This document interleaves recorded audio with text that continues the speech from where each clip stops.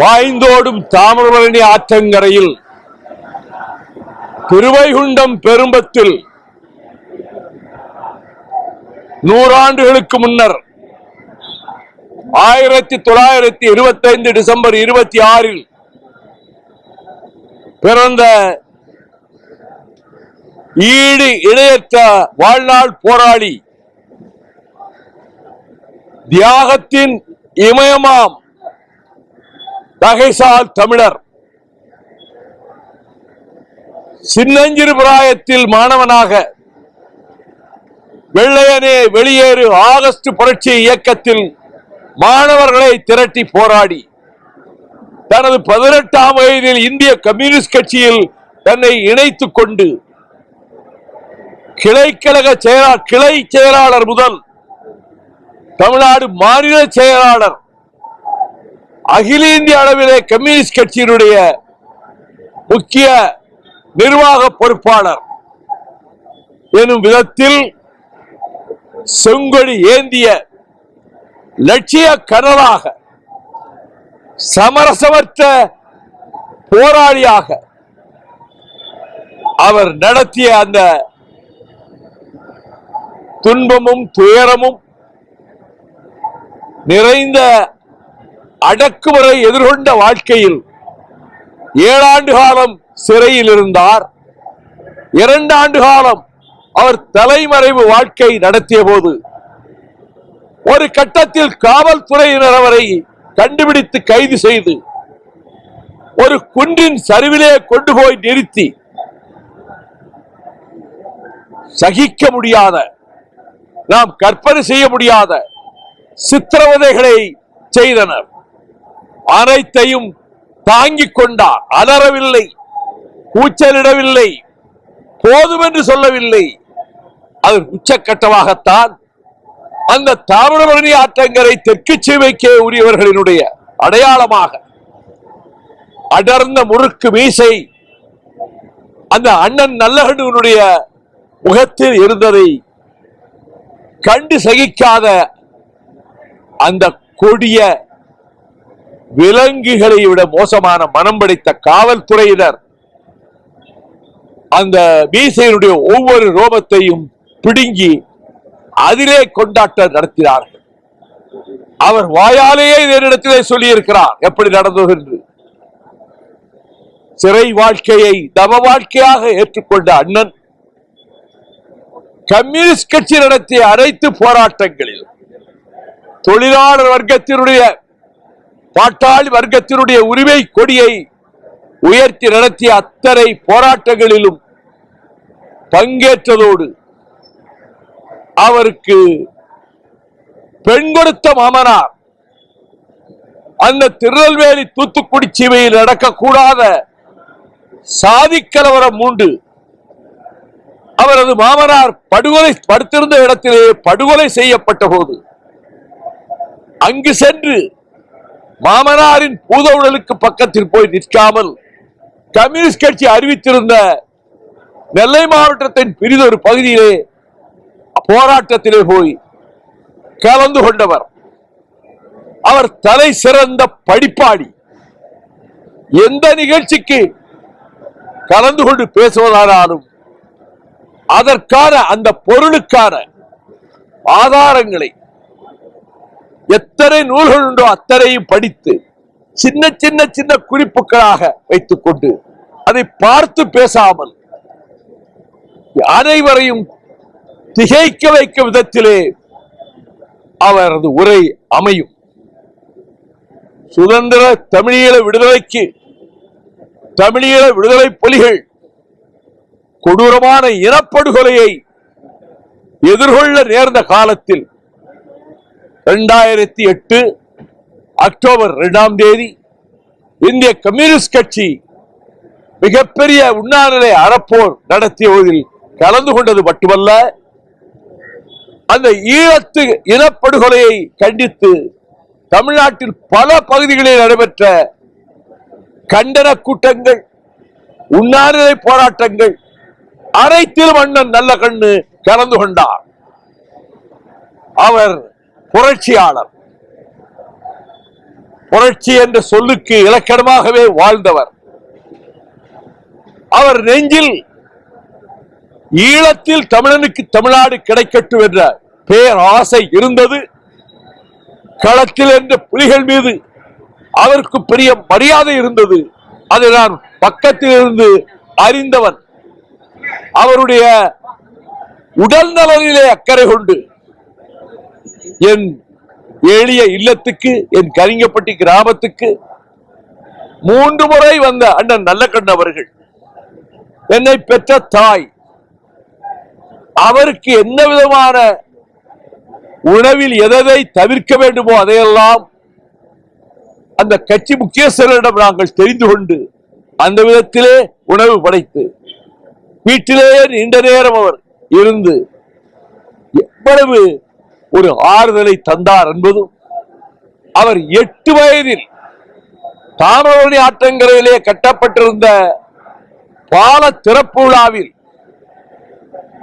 கலெக்டரும் ஜில்லா board தலைவரும் இருக்கிற அந்த கூட்டத்தில் ஒரு ஓரமாக நிற்பதை அந்த புதுக்குடியில் இருக்கக்கூடிய தேநீர் கடை உரிமையாளர் இந்த போட்டோவிலே இந்த ஓரத்திலே இருக்கிற பையன் யார் தெரியுமா? நம்ம தலைவர் நல்லக்கண்ணு என்று சொன்னார். அந்த புகைப்படத்துக்கு பிரதி எடுத்துக்கொண்டு போய் என் கிராமத்து வீட்டில் வைத்திருக்கிறேன். 8 வயது நல்லகண்ணு அரைக்கால் சட்டை போட்ட மாணவனாக அதிலே நின்று கொண்டிருக்கிறார். அவருக்கு மரணம் இல்லை, நல்லகண்ணுவுக்கு மரணம் இல்லை. நல்லகண்ணு என்கின்ற அந்த மாபெரும் புரட்சியாளனுக்கு, வாழ்நாள் போராளிக்கு அவர் காலத்தை கடந்து வாழ்கிறார். செங்கொடி தூக்கும் தோழர்களுடைய உள்ளங்களிலும் வாழ்கிறார். இந்த இன்ப தமிழ்நாட்டின் வாழ்வாதாரங்களை காப்பதற்கான போராட்டங்களில், ஆற்று வனவை பாதுகாக்கின்ற போராட்டங்களில், சுற்றுச்சூழலை பாதுகாக்கின்ற போராட்டங்களில் அவர் தவறாது பங்கெடுத்துக் கொண்டார். அப்படி முன்னின்று செங்கொடி பட்டாளத்தை வழிநடத்தி செல்வதற்கு அவர் இல்லை என்றாலும் தோழமைக்குரிய செங்கொடி வீரர்கள், இந்திய கம்யூனிஸ்ட் கட்சியுடைய காம்ரேடுகள் ஒவ்வொரு போராட்ட களத்துக்கு போகும்போதும் அதில் முன்னால் நின்று அண்ணன் நல்லகண்ணு வழிநடத்தி செல்கிறார் என்று மானசீகமாக நினைத்து அவரை நெஞ்சிலே நிறுத்தி, அதுவே ஒரு ஊக்கத்தை தரும், உந்துதலை தரும். கம்யூனிஸ்ட் கட்சியினுடைய தலைகாலா செங்கொடிக்கு வீர வணக்கம் செலுத்துகிற தோழர்கள் உள்ளத்தில் மங்காது மறையாது என்றும் ஜொலித்துக் கொண்டிருக்கின்ற பிரகாச ஒளியாக அவர் காலத்தையும் கடந்து வாழ்கிறார் என்பதால் தான் யமன் கூட அவரிடத்திலே போராடித்தான் பார்த்தார். அவரை எளிதிலே வீழ்த்த முடியவில்லை. ஒவ்வொரு போராட்டத்திலும் அவர் மீண்டு இல்லத்துக்கு வந்தார். அந்த ஜீவ மரண போராட்டத்தில் அவர் மறைவதற்கு முதல் நாள் அரசு மருத்துவமனையிலே மருத்துவர்கள் உயர்ந்த சிகிச்சை தந்தார்கள். கண்ணாடி வைக்கப்பட்டிருக்க இடத்துக்குள்ளே சாய்ந்து படுத்திருந்த நம் தகைசால் தமிழருக்கு பக்கத்தில் அவரது புதல்வி நின்று கொண்டிருந்தார். நான் அந்த கண்ணாடிக்கு வெளியில் இருந்தவாறு அண்ணன் நல்லகண்ணு அவர்களை பார்த்து இருகரம் கூப்பி வணங்கியவாறு மனதுக்குள், அண்ணரே, நீங்கள் விடை பெற்று செல்ல இருக்கிறீர்கள். உங்களுடைய ஆவி இன்னும் சில மணி நேரங்களிலேயோ பல மணி நேரங்களிலேயோ அடங்கலாம். உங்கள் உயிர் பறவை பிறந்து போகலாம். ஆனால் இந்த நேரத்தில் நான் பிரார்த்தனை செய்வதெல்லாம், உங்களுக்கு இருந்த அந்த உறுதி எனக்கு வேண்டும். உங்களுக்கு இருந்த சமரசமில்லாத லட்சிய தாகம் எனக்கு வேண்டும். எத்தனை தோல்விகள் வந்தாலும், எத்தனை எதிர்ப்புகள் வந்தாலும், ஏன் இடி சொல் ஏளன சொல் ஒருவேளை என்னை சூழ்ந்தாலும் அதை நெஞ்சுறுதியோடு தாங்கிக் கொள்ளக்கூடிய பலத்தை அண்ணன் எனக்கு தர வேண்டும் என்றுதான் நான் பிரார்த்தனை செய்தேன். அவருக்கு அரசு மரியாதை, அந்த அரசு மரியாதைக்கு எதனால் மரியாதை, தகைசால் தமிழர் அந்த பதவிக்கு இவரால் மரியாதை.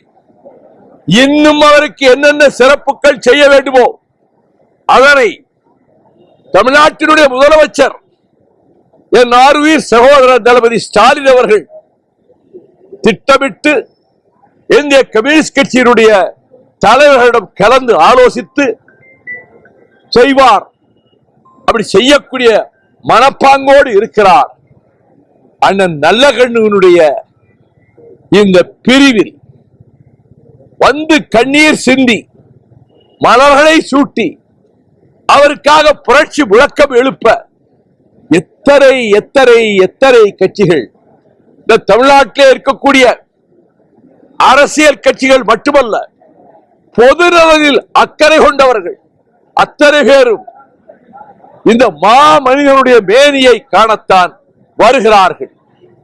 மறைகிற போதும் என் உடலை மண்ணுக்குள்ளே புதைக்காதீர்கள், என் உடலை சிதையிலே வைத்து விறகு நெருப்பு மூட்டி எரிக்காதீர்கள், இந்த உடலின் அவயவங்கள் மரணத்தோடு போராடுகிற மற்ற நோயாளிகளுக்கு பயன்படட்டும் என்ற உன்னதமான குறிக்கோளோடு தன் மேனியை அரசு மருத்துவமனைக்கே ஒப்படைத்து விட்டார். மரணத்திலும் கூட தன் புகழ் கொடியை உயர்த்தி விட்டார். மறக்க மாட்டோம். என்னை பொறுத்தவற்றில் அண்ணன் நல்லகண்ணு அவர்களை மறுகால் குறிச்சியிலே காவல்துறையினர் உள்ளே புகுந்து அப்பாவி இளைஞனை சுட்டுக் கொண்டதை கண்டித்து தாலுகா அலுவலகத்துக்கு எதிரே 1000 பேரோடு உண்ணாவிரதம் இருந்த போது சென்னையிலிருந்து விருந்தோடி வந்து அந்த உண்ணாவிரத பந்தலில் அவர் உடல் நலம் கெட்டிருந்த நிலையிலும் உட்கார்ந்து மாலை 6 மணி வரையிலும் எத்தனை செய்திகளை சொன்னார். இந்த தென்னாட்டு போர்க்களங்களை சொன்னார். அந்த போராட்ட களங்களின் தலநாயகர்கள் யார் யார் என்பதை எல்லாம் சொன்னார். எனக்கு தெரியாத செய்திகளை சொன்னார். அவரிடத்திலே இருக்கக்கூடிய 2 புத்தகங்களை இவரிடம் கொடுத்து விட்டார். ஒரு மிகப்பெரிய படிப்பாளி, மிகப்பெரிய லட்சியவாதி, மிகப்பெரிய போராட்ட தலநாயகன். அரசியலுக்கு இன்றைக்கு யார் வந்தாலும் சரி, இனி யார் வந்தாலும் சரி, அவர்கள் எடுத்துக்காட்டாக வழிகாட்டும் ஞான தந்தையாக மனதிலே கருதி பின்பற்ற வேண்டிய தலைவன் தான் அண்ணன் நல்லகண்ணு அவர்கள். எளிமையின் சிகரம், நேர்மையின் சிகரம், பாட்டாளி வர்க்கத்தினுடைய உரிமைக்கு கொடியேந்தி முழக்கம் இடுவதிலே சிகரம், ஒடுக்கப்பட்டவர்களுக்கு விடியலுக்காக ஏங்கிய உள்ளம், சாதி மறுப்பு போராட்டங்களை முன்னின்று நடத்திய தீரர், அனைத்து பிரச்சனைகளிலும் தமிழக நிலையை காப்பாற்றுவதற்கும் இந்திய உபகண்டத்தினுடைய ஜனநாயகத்தை பாதுகாப்பதற்கும் மதச்சார்பின்மையை நிலைநாட்டுவதற்கும் சாதி பிணக்குகள் அடியோடு அகல்வதற்கும் சமத்துவம் தழைப்பதற்கும் சமூக நீதி மலர்வதற்கும் கம்யூனிஸ்ட் மேனிஃபெஸ்டோவிலே சொன்னாரே, you have nothing to lose but your chains. அடிமை விலங்குகளை தவிர நீங்கள் எதையும் இழக்கப் போவதில்லை என்பதை ஆழமாக நெஞ்சிலே பதிய வைத்துக் கொண்டு தன் மொத்த வாழ்க்கையையும் லட்சியத்துக்காகவும் ஏற்றுக்கொண்ட இயக்கத்துக்காகவுமே அர்ப்பணித்த ஒழுக்க சீலர், உத்தமர், அம்மாமனிதன், வாழ்நாள் போராளி, எங்கள் நெஞ்சத்தில் அணையாத தீபமாக ஒளி வீசிக்கொண்டே இருப்பார். அவருக்கு மறுமலர்ச்சி திராவிட முன்னேற்ற கழகத்தின் சார்பில் அவரது குடும்பத்தினருக்கு எல்லோரும் புரட்சி, அந்த குடும்பத்தில் எல்லோரும் செங்கொடி வீரர்கள் தான், எல்லோரும் அண்ணன் பாதையில் நடக்கிறவர்கள் தான். அந்த குடும்பத்தினருக்கு, உற்றார் உறவினருக்கு, உறவினர்கள் என்பவர்கள் எல்லாம் கம்யூனிஸ்ட் தோழர்கள் தான். அத்தனை பேருக்கும், இந்திய கம்யூனிஸ்ட் கட்சியினுடைய தலைமை நிர்வாகிகளுக்கும், வீர செங்கொடி ஏந்திடும் காம்ரேடுகளுக்கும் நான் கண்ணீர் அஞ்சலியை வீர வணக்கத்துடன் மறுமலர்ச்சி திராவிட முன்னேற்ற கழகத்தின் சார்பிலே தெரிவித்துக் கொள்கிறேன். நீடு வாழ்க அண்ணன் நல்லகண்ணு அவர்களுடைய கீர்த்தியும் புகழும்.